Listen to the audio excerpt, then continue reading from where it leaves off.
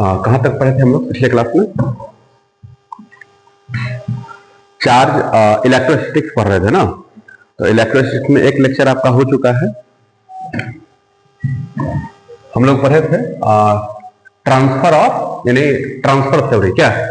तो transfer theory में आप देखे थे क्या पढ़े थे, जिससे हमको चार्ज का प्रॉपर्टीज वगैरह पता चला था कि चार्ज क्या होता है। तो हमने बताया था कि चार्ज जो है तो फंडामेंटल पार्टिकल्स का क्या है, प्रॉपर्टीज है।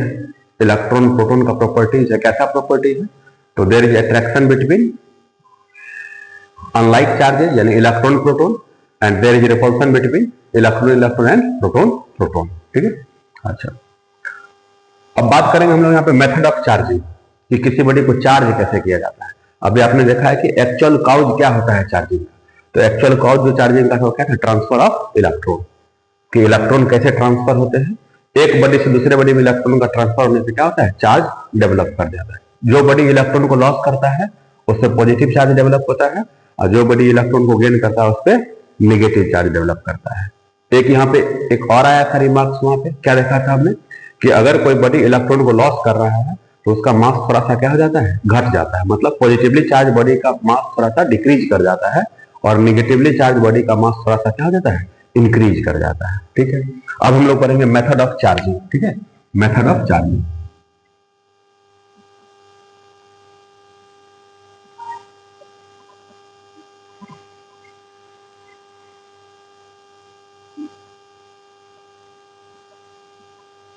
मेथड ऑफ चार्जिंग, सबसे पहला मेथड आपके पास है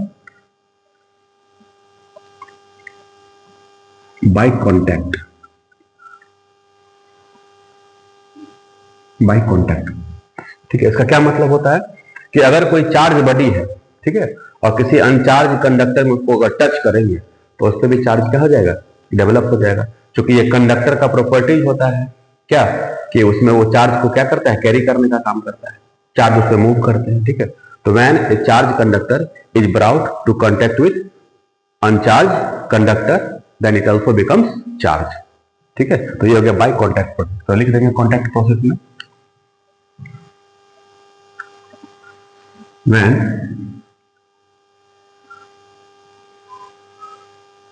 a charged body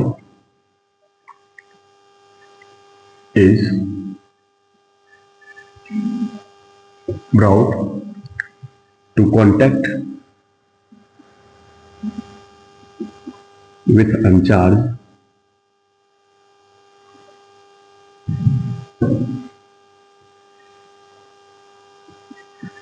conductor,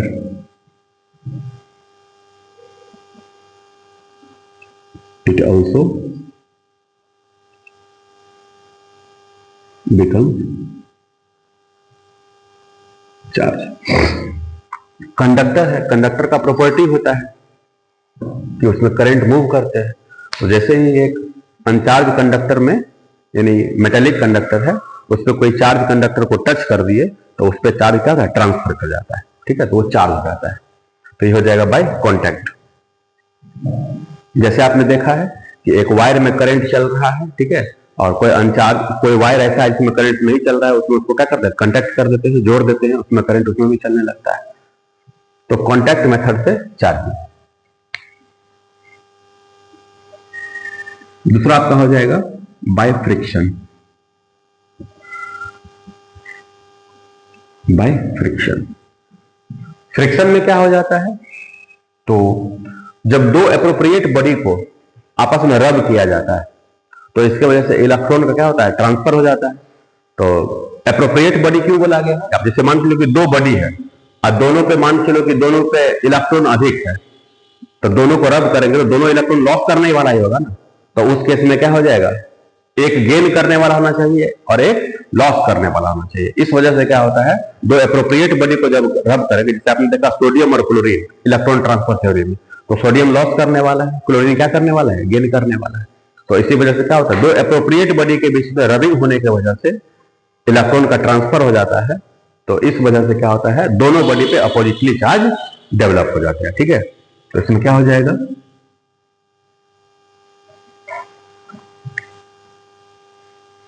the electricity develop या फिर चार्ज डेवलप ऐसे कर देते हैं, they oppositely charge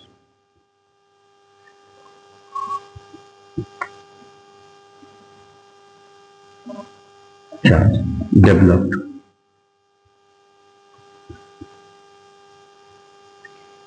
on an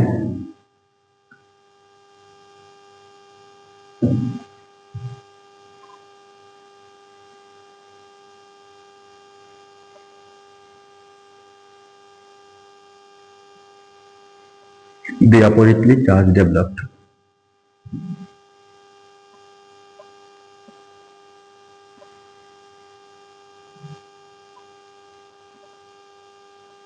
due to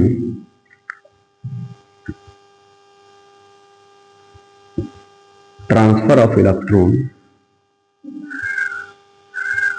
when two appropriate body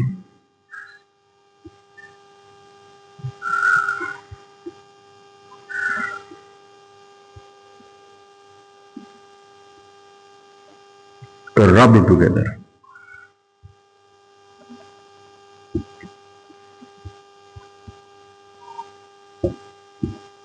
जब दो एप्रोप्रिएट बॉडी को आपस में रब किया जाता है तो उससे अपोजिटली चार्ज डेवलप कर जाते हैं, इसी को हम लोग क्या बोलते हैं, चार्जिंग बाय फ्रिक्शन। एग्जांपल की बात करेंगे हम लोग तो कॉम्ब को ड्राई हेयर के साथ रब किया जाता है, तो आपको पता है कि ड्राई हेयर और कॉम्ब, ठीक है। अब हम लोग देखेंगे यहाँ पे ड्राई हेयर से क्या होता है, इलेक्ट्रॉन ट्रांसफर किसका जाता है, कॉम्ब पे आ जाता है, ठीक है। तो ये नेगेटिव हो जाएगा और ये पॉजिटिव हो जाएगा। अब इसका क्या मतलब हुआ, इसका मतलब हम ये बात हम समझ जा रहे हैं कि इसके एलिमेंट्स जो होंगे वो क्या होंगे, इलेक्ट्रॉन पॉजिटिव होंगे, इसका एलिमेंट्स क्या होगा, इलेक्ट्रॉन नेगेटिव होगा। इसलिए इसने इलेक्ट्रॉन को लॉस किया, इसलिए इलेक्ट्रॉन को गेन किया, ठीक है। तो दो एप्रोप्रिएट बॉडी के बीच में ही रबिंग होने से क्या होता है, इलेक्ट्रॉन का ट्रांसफर हो जाता है और इसके वजह से क्या होता है, इलेक्ट्रिसिटी यानी चार्ज उस पर अपोजिटली चार्ज डेवलप कर जाता है, इसी को बोलते हैं चार्जिंग बाय फ्रिक्शन, ठीक है। तो पहला मेथड बाय कॉन्टैक्ट और दूसरा मेथड आपका क्या हो जाएगा, बाय फ्रिक्शन। तीसरा आपके पास है by induction, by induction, by induction, ठीक है। अब इंडक्शन में क्या हो जाता है, तो ध्यान देते हैं इंडक्शन में क्या हो जाएगा कि किसी बॉडी पे टेम्पोररी चार्ज डेवलप करना है बिना उसको टच किए, ठीक है, विदाउट टचिंग। तो हम लोग यहां पे देखेंगे, यहां पे इसमें क्या हो जाएगा, a temporary charge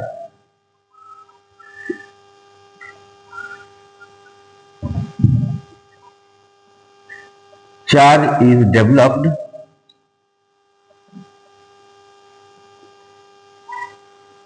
on an uncharged body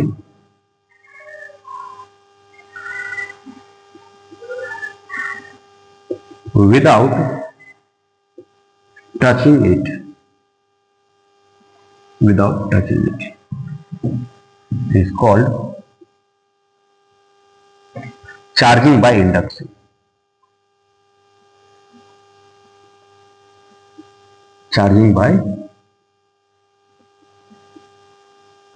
induction. बात समझ में आई कि किसी अनचार्ज बॉडी पे चार्ज डेवलप करना है बिना टच किए हुए, उसको क्या कहलाएगा, चार्जिंग बाय इंडक्शन। अब देखते हैं ये कैसे होता है। तो देखिए इसका दो एप्लीकेशन है चार्जिंग बाय इंडक्शन का। तो ध्यान से देखेंगे यहाँ पे क्या कर रहे हैं कि एक मान लो क्या है, ये आपका मेटेलिक कंडक्टर है, ठीक है, और इसको क्या किया गया, एक इंसुलेटिंग स्टैंड पे रखा गया। ये इंसुलेटिंग स्टैंड है, ये मेटेलिक कंडक्टर हो गया,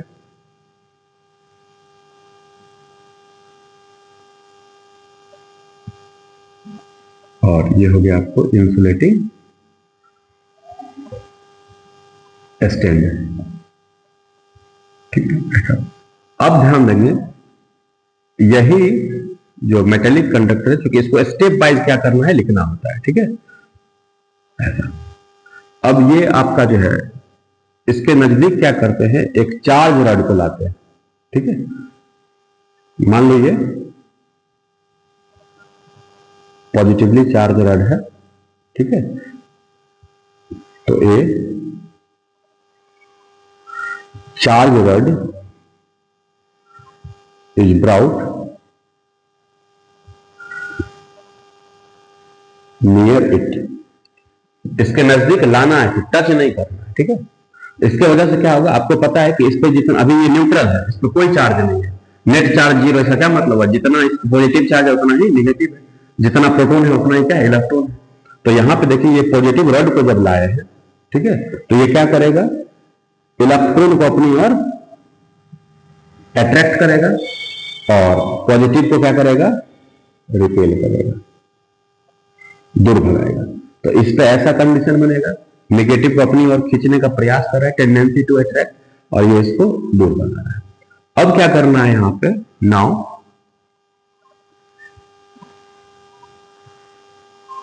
ठीक है, ये रड को ऐसे ही रहने देना है, चार्ज रड को ऐसे ही रहने देना, यहां पे रोक करके रखेंगे, ठीक है, और इसको क्या करेंगे, अर्थ कर देंगे, ठीक है, मेटेलिक कंडक्टर को अर्थ कर देंगे।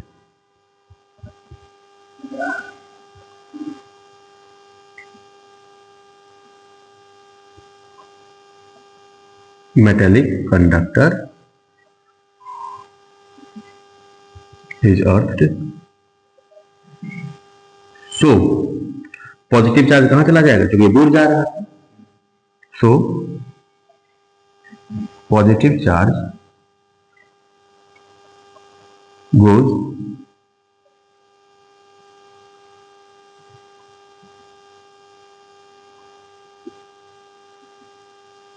inside the earth, अर्थिंग कर दिए, पॉजिटिव चार्ज चला गया अंदर, ठीक है। अब क्या करना है कि अर्थिंग को और रिमूव कर देंगे, इस चार्ज कंडक्टर को भी रिमूव कर देंगे।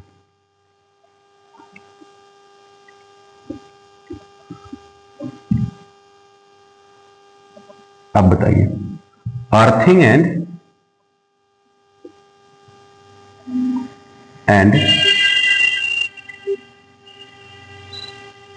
चार्ज कंडक्टर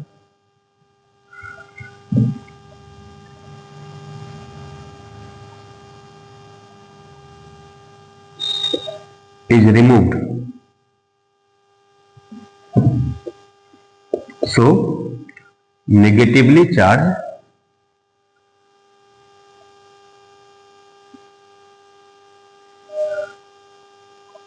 uniformly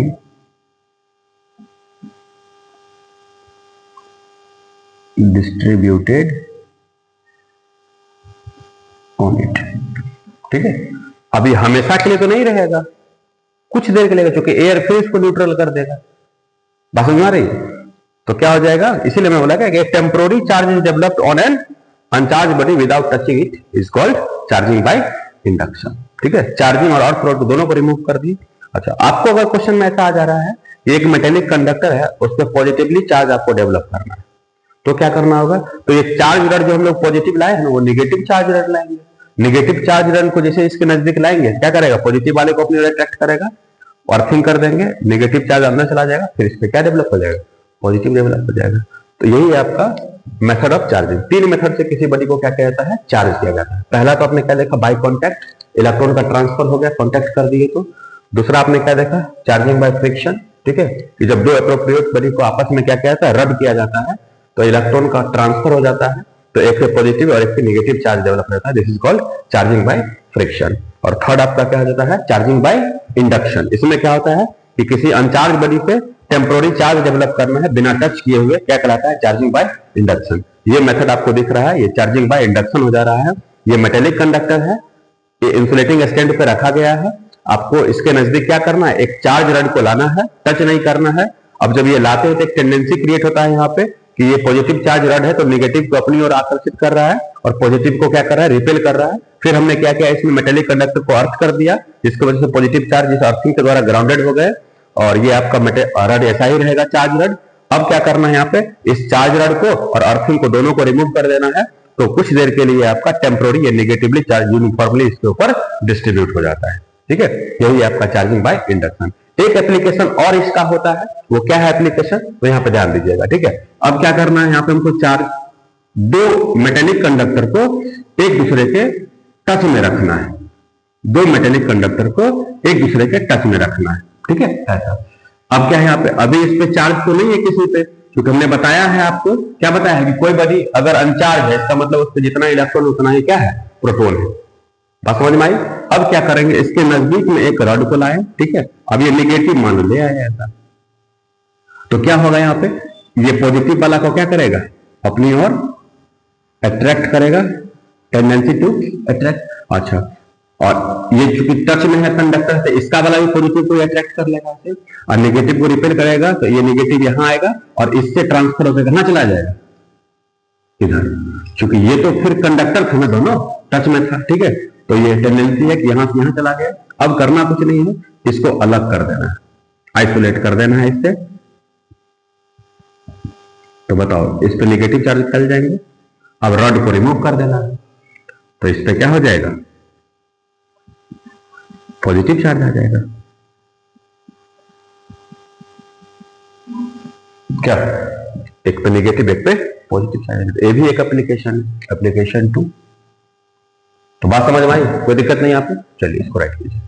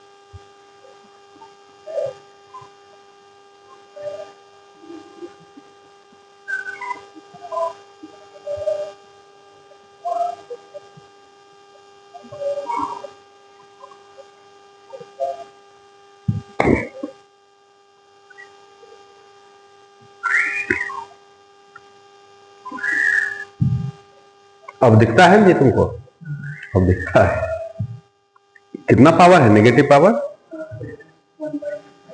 1.5, तो ठीक ही है, बहुत ज्यादा नहीं है प्रॉब्लम।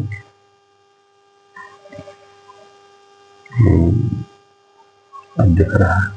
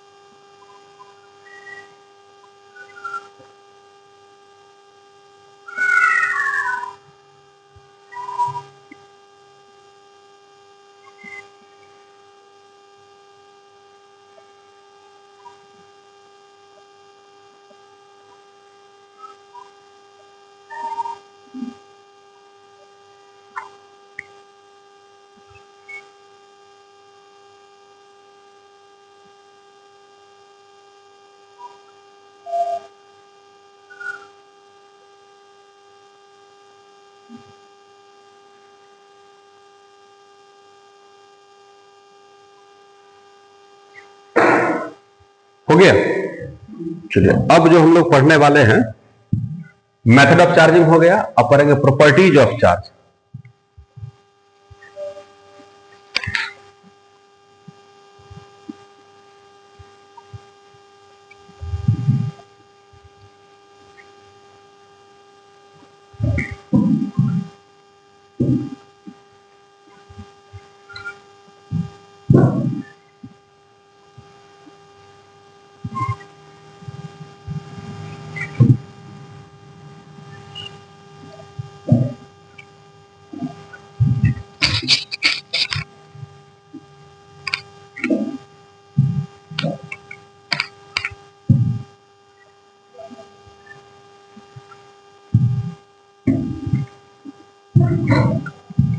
अब क्या पढ़ना है? Properties of charge.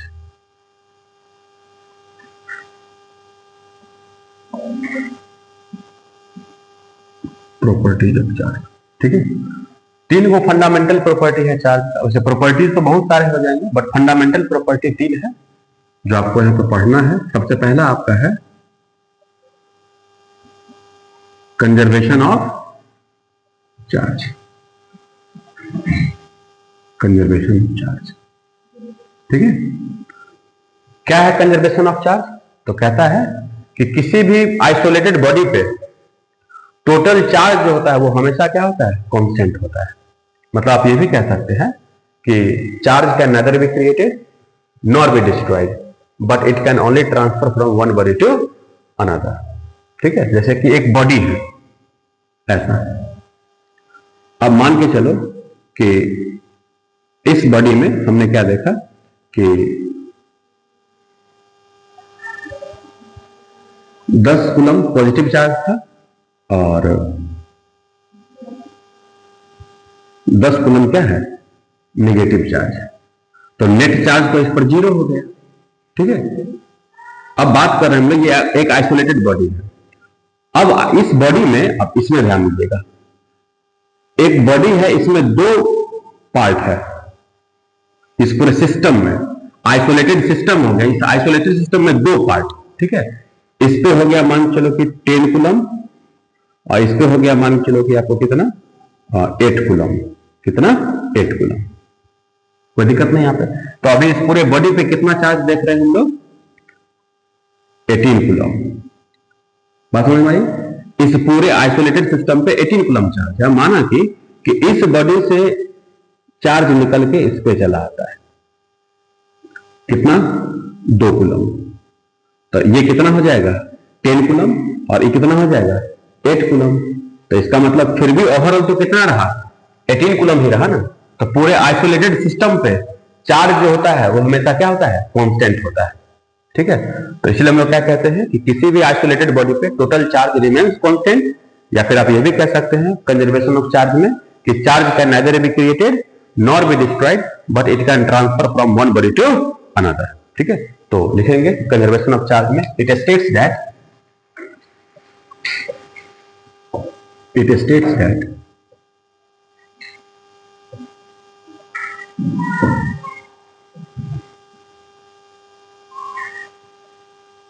charge can neither be created nor be destroyed, but it can transfer from one body to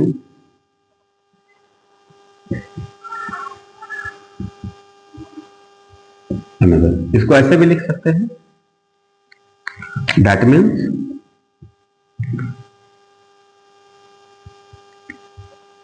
total charge on an isolated system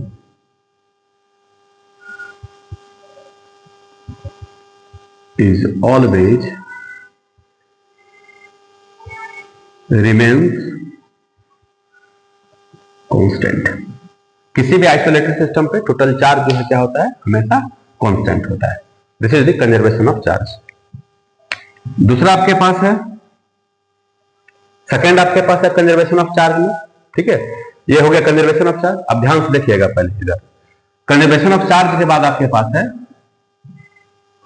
additive property. क्या है?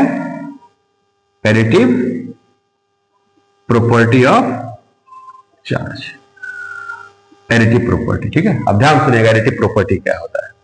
एडिटिव प्रॉपर्टी कहता है कि किसी भी बॉडी पे, आइसोलेटेड बॉडी पे total charge जो होता है, ठीक है, वो क्या होता है? Algebraic sum of all individual charge present on it. किसी भी बॉडी पे, आइसोलेटेड बॉडी पे टोटल चार्ज जो होंगे वो सभी इंडिविजुअल चार्ज का अलजेब्रिक सम हो जाता है। जैसे किसी बॉडी पे 10 इलेक्ट्रॉन है और 10 प्रोटॉन है, तो अलजेब्राइक सम क्या हो जाएगा? 0। नहीं, किसी बॉडी पे 5 इलेक्ट्रॉन है और 6 प्रोटॉन है, तो अलजेब्राइक सम क्या हो जाएगा? 1, पॉजिटिव चार्ज। तो इसको हम लोग कैसे निकालेंगे? तो Np प्लस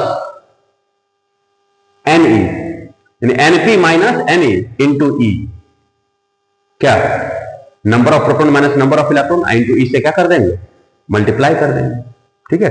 देखिए, तो इसका क्या मतलब होता है कि किसी बॉडी पे ध्यान दो, एक बॉडी है आइसोलेटेड बॉडी, ठीक है, आइसो मान लीजिए एक है Q1, दूसरा चार्ज है Q2, तीसरा चार्ज है माइनस Q3, चौथा चार्ज है Q4 और एक चार्ज है माइनस Q5। ये 5 गो चार्ज है। तो Q टोटल कितना हो जाएगा? तो ये Q टोटल जो हो जाएगा आपको हो जाएगा Q1 प्लस Q2 प्लस, अब माइनस Q3 है ना, माइनस Q3, फिर प्लस Q4 और फिर ये प्लस, ये माइनस क्या हो जाएगा? Q5। तो बताइए, प्लस माइनस तो माइनस ही हो जाएगा, फिर प्लस माइनस माइनस हो जाएगा, ठीक है। तो इस प्रकार से हम लोग क्या करते हैं? निकालते हैं। तो क्या लिखते हैं यहां पे एडिटिव प्रॉपर्टी में कि it states that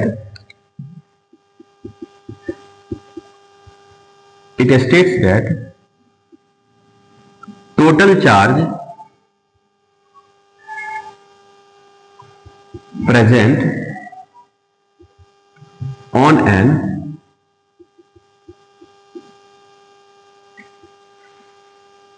isolated body, it states that total charge present on an isolated body is the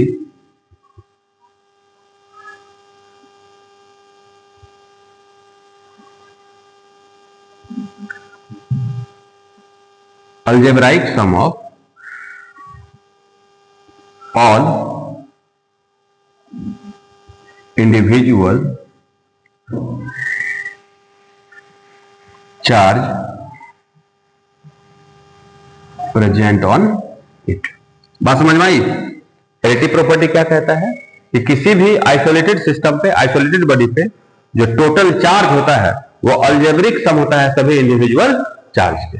जैसे कि एक सिस्टम है, इस पे Q टोटल कितना हो जाएगा? तो Q1 plus Q2 plus Q3 सबका सम हो जाएगा, अलजेब्रिक सम। इसको हम लोग ऐसे भी लिख सकते हैं, Q टोटल इक्वल टू, देखिए क्या हो जाएगा, नंबर ऑफ प्रोटॉन और ये आपका क्या हो जाएगा? माइनस Ne इंटू E, नहीं हो जाएगा?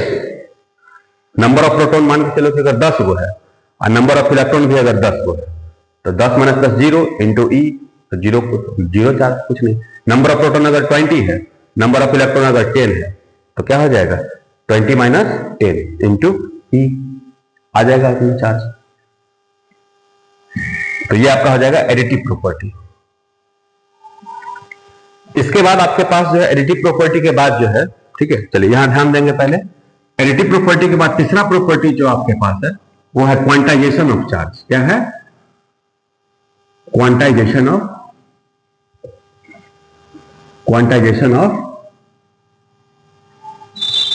चार्ज, ठीक है। ये बहुत इंपॉर्टेंट प्रॉपर्टी है क्वांटाइजेशन ऑफ चार्ज। पहला आपका कंजर्वेशन ऑफ चार्ज, दूसरा आपका एडिटिव प्रॉपर्टी और तीसरा आपका क्वांटाइजेशन ऑफ चार्ज। अब ध्यान से सुनिएगा, आपने देखा है इलेक्ट्रॉन ट्रांसफर थ्योरी में क्या देखा आपने कि किसी बॉडी से इलेक्ट्रॉन जब मूव करता है और किसी पे इलेक्ट्रॉन ट्रांसफर जब होते हैं तो चार्ज डेवलप कर जाता है। तो चार्ज का मिनिमम वैल्यू क्या था? 1.6 into 10 to the power minus 19 coulomb. ठीक है, अच्छा, तो क्वांटाइजेशन ऑफ चार्ज क्या कहता है कि किसी भी बॉडी पे चार्ज का कौन कौन सा वैल्यू पॉसिबल हो सकता है, किसी बॉडी पे चार्ज का कौन कौन सा वैल्यू पॉसिबल हो सकता है। हमने तो देखा कि एक बॉडी है, इस पे मिनिमम वैल्यू कितना हो सकता है, लेकिन इसके बाद कौन सा वैल्यू पॉसिबल हो सकता है। ठीक है, तो ध्यान समझते हैं यहाँ पे, जैसे मान के चलो कि ये एक बॉडी है ए और ये बॉडी हो गया आपको बी। ठीक है, इससे इलेक्ट्रॉन ट्रांसफर हुआ है, इसको माना कि मिनिमम कितना ट्रांसफर होगा, एक इलेक्ट्रॉन। आधा को इलेक्ट्रॉन ट्रांसफर तो नहीं होगा, 1.5 को इलेक्ट्रॉन तो ट्रांसफर नहीं होगा। जब भी होगा तो एन ही इलेक्ट्रॉन ट्रांसफर होगा। ये एन जो है सो क्या हो जाएगा, इंटीजर हो जाएगा। ठीक है, 1 इलेक्ट्रॉन ट्रांसफर हो सकता है, 2 हो सकता है, 3 हो सकता है, इनफिनाइट नंबर हो सकता है। फ्रैक्शन में तो इलेक्ट्रॉन ट्रांसफर कभी नहीं होगा। ठीक है, तो इसका मतलब है कि किसी भी बॉडी पे चार्ज का कौन कौन सा वैल्यू पॉसिबल हो सकता है, तो क्यू नेट जो हो जाएगा आपका किसी बॉडी पे वो हो जाएगा प्लस माइनस एन। कि अगर कोई बॉडी अगर इलेक्ट्रॉन को लॉस करा तो प्लस चार्ज हो गया, और कोई गेन करा तो क्या हो जाएगा, माइनस चार्ज होगा। लेकिन होगा तो एन ही के बराबर ही ना। और अगर एन आपको अगर निकालना होगा तो क्या हो जाएगा, ये आपका Q net upon E. E क्या है यहाँ पे, एक इलेक्ट्रॉन पे चार्ज का वैल्यू, चार्ज का मिनिमम वैल्यू। तो चार्ज का मिनिमम वैल्यू कितना होता है, E equal to 1.6 into 10 to the power minus 19 coulomb, यही वैल्यू होता है। ठीक है, तो इसको कैसे लिखते हैं, इसको लिखते हैं इट स्टेट्स दैट, मतलब चार्ज का कौन कौन वैल्यू पॉसिबल हो सकता है। तो देखिए यहाँ पे चार्ज का मान के चलो कि अगर एक इलेक्ट्रॉन ट्रांसफर हो रहा है तो क्या हो जाएगा, 1 into 1.6 into 10 to the power minus 19 coulomb. अगर 2 इलेक्ट्रॉन ट्रांसफर होगा तो 2 इंटू दिस, 3 इलेक्ट्रॉन ट्रांसफर होगा 3 इंटू दिस, 4 इलेक्ट्रॉन ट्रांसफर होगा 4 इंटू दिस। बात समझ में आई। तो अगर आपको अगर कोई चार्ज का वैल्यू दिया रहे, अब बोलेगा क्या ये चार्ज का वैल्यू किसी बॉडी पे पॉसिबल है या नहीं, तो पहले इसका स्टेटमेंट हम लोग को क्या लिख देते हैं, तो it states that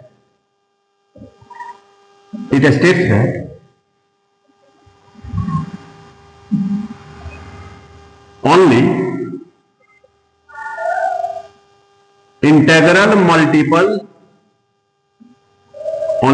multiple of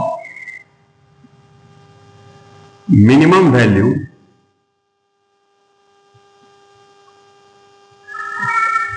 of charge is